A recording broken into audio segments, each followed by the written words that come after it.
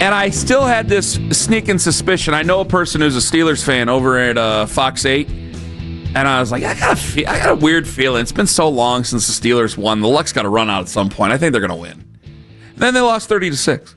So let's bring in Andrew Filliponi, who joins us right now. He's on the Make It Right, Call Kyle Right hotline. Hello, Pony.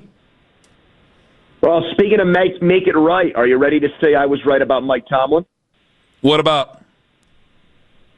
Not the right coach for the Steelers anymore. It's painfully obvious. In this cycle, who are you excited about then?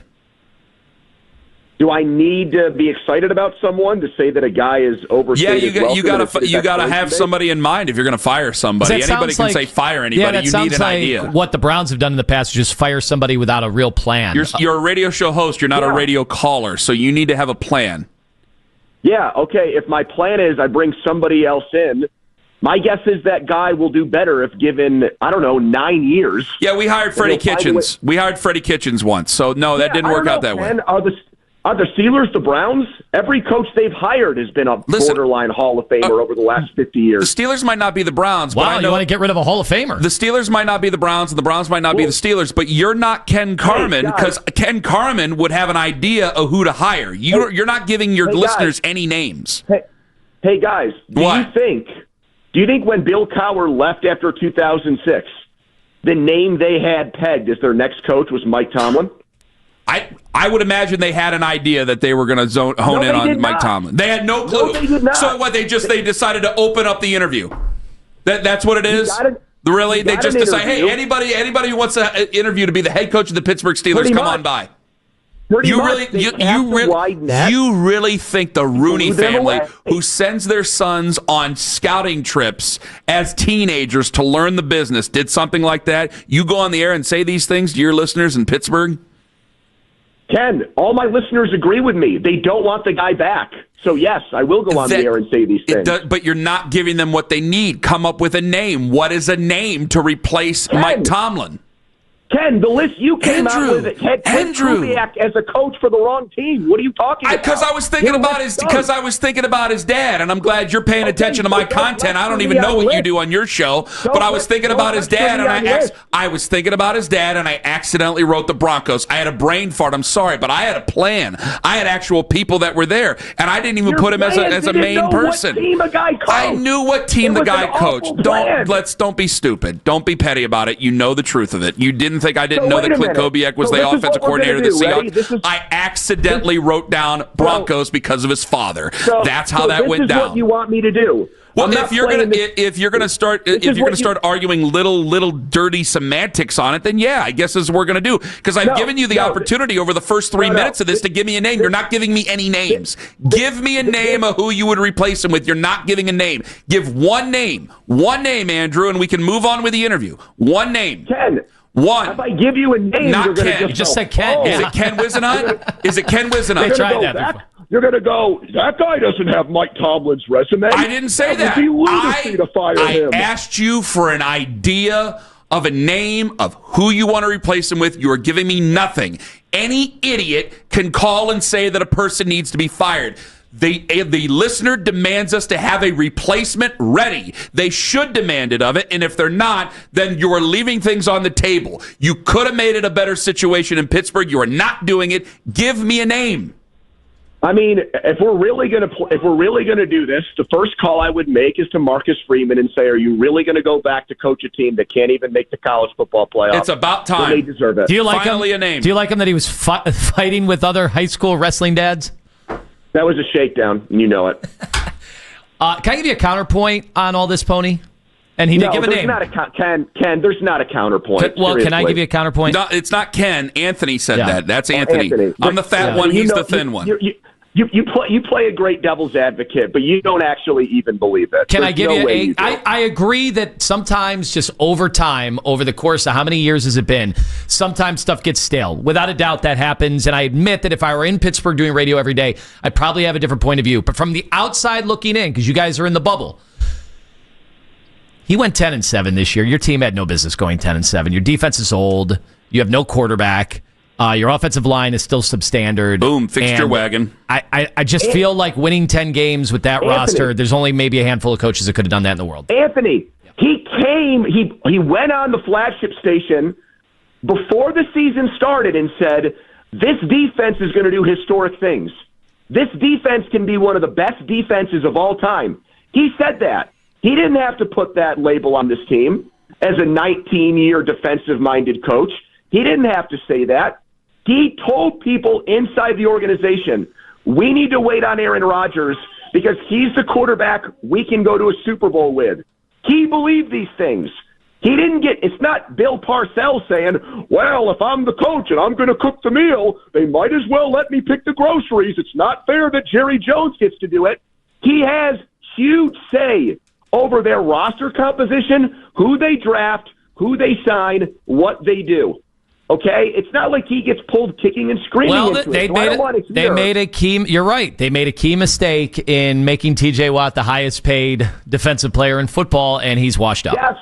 Yes, and I didn't say he was washed up, but I did say he deserves the contract because of his win, but I would trade him and let somebody else give it to him. I literally said that for months during their contract negotiations. This team's ceiling is the same thing as its floor, and it's been that way for years. And I don't see the thing that ticks me off, and I'm sorry, I'm getting worked up here, but it's just the truth. You should be mad. Is that there's like 5 cities. Cleveland is one, sorry. New York with the Jets is another. New Orleans might be one. There's like 3 or 4 places. Miami maybe because they haven't won a playoff game since 2000. I'm shutting the door. Since the Dolphins haven't won a playoff game. A baby and a dog. Yes. There's like 5 cities that say, oh my God, Steelers fans. The job Mike Tomlin's doing. Guys, their last 7 playoff games, they've trailed by at least 3 touchdowns in every one. How am I supposed to look at that and say, this is good, this is fine, we should accept this, we should be happy with this? You guys have won a playoff game more recently than us. Yeah, it was fun. Think about that. All I wanted you to do was give me a name, and you gave me a name. So now I'm satisfied. But you're prepared. But you are prepared. Pony. You are prepared for the chance, the opportunity that you mentioned. The floor was the same as the ceiling, and it has looked like that for a while now. You are open to the risk reward of, hey, they might finally get a bad coach and the bottom will fall out. I mean, Lima, you're a diehard Cavs fan. Mm-hmm. When they go out in the first or second round, do you say, well, you know what, at least they won 50 games. Hey, that's fine. Let's lose in 5 and get beat by a team and be non-competitive. You're cool with that? He is actually happy with where they are. He doesn't want to be changed. I did not say we did that the first hour of the show. That was a great point by Pony, though. That was a hell of a point by him. You know the pivot I've talked about making structurally with the Cavs. That's not relevant here, Pony. We are talking about your football team. And what I'm saying is you do realize the minute you say goodbye to Tomlin, the only edge you've had over a lot of teams in the AFC and the NFL is that you knew you could count on it every year. You had a competitive team that gave your fans a lot of reason to believe that they could make the playoffs every year, and that all goes out the window the minute you say goodbye to Tomlin. You're open to that. Because listen to what you just said. They have a team that makes the playoffs or that has an opportunity to make the playoffs. You have to even... So we don't have that in Cleveland. We don't have that opportunity. Lima, were you deaf 2 minutes ago? I just said there's like 5 fan bases who never win who would take Mike Tomlin, and that's it. The other 20 would not. You think a Rams fan would want Mike Tomlin? No. You think a 49ers fan would? Is that, you think a Cowboys fan would? Yeah, but they have coaches. They have current coaches. Like, I think that... I think Bengals fans would take Tomlin over Zach Taylor in a heartbeat. Yeah, I think they would. Yeah, and with Joe Burrow, Tomlin would go to the Super Bowl and probably win. But I think that I think the Pony. Time out here. I got to rebuttal that for a second. He would have 4 Super Bowls in the last 6 years. Lima, he had Ben Roethlisberger in his prime in his late and won a Super Bowl. You know, and you know what they did the 4 years after? They lost to Tim the first round, missed the playoffs the next 2 years, and then lost to the Ravens at home. He went 4 years in Ben's prime without winning a playoff game. without sniffing a playoff win. He lost. Andy Reid in the last 2 years hasn't won a Super Bowl in the prime of his Hall of Fame quarterback. What do you want? It's hard. It's a hard league. It's a hard, and they didn't win. Hard league. How many years did you say he was still in his prime? I tend to disagree with you on that, but you hosted the Ben Roethlisberger show. Did he even go to practice, Big Ben, for like 8 of those years? Was he even weight training? Did he even work like out? Me after a while, I'll tell you that. I know he's lost weight since. Wait a minute, Lima, are you making the argument that Tomlin had more to do with their winning? That he was no, Big Ben was kind of uncoachable, and you had to let him do that. You had to let him just kind of run. He was running backyard football for a decade. That's just not normal. You know that's true. You think Burrow's better than Ben? Ooh. Well, Ben's more available. Stable. Yeah. Physically sturdy. Right. Yeah. Right. And he went to 2 Super Bowls with Ben, and you said he was going to go to 4 with Burrow. Stop it. Come on now. Stop. I just feel like Cincinnati fans would love to have Mike Tomlin because they know that defense, no matter who's out there, would not be the worst in the NFL. You're right about that. Defense was ranked 26th this year. So how did you guys? About? So you didn't have a quarterback, didn't have a defense. How'd you win 10 games? Coaching. How'd they win 10 games? Who gives a crap? They lost in the first round of the playoffs again by 24 points. I get it. That you guys. No, you don't. But what were you thinking? Your talent level. Where did you think the Steelers should have been this year? Not coach. No, you're right. You're right. Talent wise, I'll say this. You can't tell me with the players they have on defense, the defensive side of the ball, which is his bread and butter, that they should have been. I think they finished 16th in scoring defense and 26th in total defense. There's no way. You've got star players at every level of your defense. Harmon was a first-round pick. Hayward made an all-pro team. Queen's making over $10 million a year. Highsmith's making over $10 million a year. Porter hasn't given up a touchdown in like 2,000 days. Jalen Ramsey's making $17 million a year. Yeah, Ramsey was he's dropped off the cliff. Who traded for him? Anthony? But so you don't have a GM, is what you're saying. You do not have any kind of... What he's saying is as a yes man as a GM to Mike Tomlin. Is that not true? Yes, exactly right. So is the owner, and that's the problem. Ooh. Belichick got too much power in New England. Andy Reid got too much power in Philadelphia before he let go, and he became the de facto GM there. They actually put it on. They actually made it his title. Tomlin has way too much say. Should be checks and balances. Yeah, yes, ever since the Kenny Pickett thing blew up in his face, he doesn't trust young quarterbacks, so he's tried to win with these Band-Aid former Super Bowl winning quarterbacks. Honestly, if he's still here next year, I would not be surprised. I bleep you not. Watch it happen. I would not be surprised if Joe is up on this roster next year. Joe Flacco? Joe Flacco as the backup. Well, Pony, let me ask you an honest question. He's won a Super Bowl and he's gotten it done before. He can do it again. I know we're having a back and forth here, but honest question, like, tell me how it works there. Like, did you lose season ticket holders, or are there more empty seats than there have been in a long time? Great question. I mean, like, does message get to ownership eventually over time? Dogs are mad. They want Jack Lambert to have a spot in the front office. I mean, have we got Kevin Green? Is he alive? Have we gotten to the point? Jesus, all right, man. He's gone. I'm sorry. Well, is it because of what he was doing when he was in Pittsburgh? Is that why? Put the safety on you, psycho. So, I mean, we know what was going on there for speculation. 40 years. You know, just like in college football, the SEC, they were cheating for a long time, and now everybody can cheat, and what happens? Well, look at Pittsburgh. Come on. Anyway, so will that message get to ownership that, hey, there needs to be a change here? Fans, the natives are getting restless. Well, a couple things on that. The first one is, I mean, it's a playoff game in front of a national audience, and with 5 minutes left in the game, you have audible fire Tomlin chants, and there's 1/4 of the stadium still occupied by fans. So if the owner hadn't taken his warm glass of milk and gotten tucked into bed by then and was still there at the game, he would have seen what a mockery that was of his once proud franchise, that's how the fans reacted at the end of the game. I thought the PR master of the Pittsburgh Steelers refuted you. Burt, what's his name? Lancaster. Yeah. No, that was an actor. What's his name? Burt what? Well, Burt Loughton. We know who signs his paychecks, and it's the guy that he has to protect in these situations. So take that with a grain of salt. True. He knows that. I'm not saying anything that's wrong. The PR director for the Browns would say the same thing. There's a Haslam name on the bottom of the check. Hey, don't you... we're talking about the Steelers here. I'm not dogging him. I'm just pointing out how NFL teams work. And according to Lima, the PR master of the Cleveland Browns is me, so don't even... Look, the draft is here in April. I know that there's fan bases that come in from that, from all over, but I think it's going to be a very interesting situation if the owner is there, if they show images of the coach. Are you going to have 100,000 Steelers fans who boo or start fire Tomlin chants again, which could easily happen? And that would be a very big black eye for the organization. Oh, that'd be tough. Something you should keep in mind. Maybe Goodell needs to step in then. That'd be a tough look. I got one more question for you, okay? If the Steelers were to let go of Mike Tomlin or an amicable split, whatever, would you want Kevin Stefanski?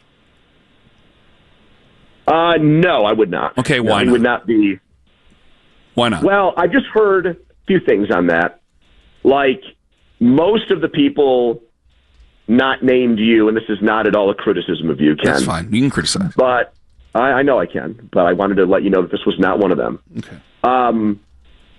I just feel like there's a sense that this year he got super sloppy with things. Like operational things, bad. Game prep, bad. Kind of flimsy game management things. I mean, and that has nothing to do with like the whole Dylan Gabriel, Shadur Sanders thing, which still makes no sense to me. And I said that though. I said all that though. I said all that on the air. Okay. All right. Well then you. Okay, fine. Well then I apologize. I've admitted all that. So why? So my question is, why would I want to replace a coach? You screamed at me and said, "Give me names." I just want a name. Why would I want to replace a coach with someone whose most recent track record is that his details on game day were just awful? That's a fair point. Like, to me, that's a very, very hard sell. I'm not challenging you because you wouldn't want to. So let's bring him here. Yeah, I'm not. I know that 99 out of 100 times I'm challenging you on things. I'm not challenging you. I just wanted to know an answer. That's all. Yeah, and I think that's pretty. That's a fair answer. I think that's a very fair answer. He has to answer to that because that was. I mean that Bears game. The Bears game, they looked like they wanted to be anywhere else, that they were clocking in just because they were being paid to, and that was it. And there were other situations where you got to bring up the Dylan Gabriel. What was his hand in that? I think that's all true right, because let me flip it on you. Okay.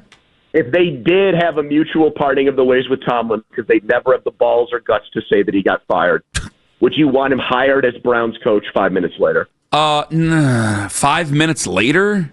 Do I? Yep. Do I have a chance to hire John Harbaugh? Nope. Like Tomlin said, I'm in, but you have to give me a decision right now. I would do it.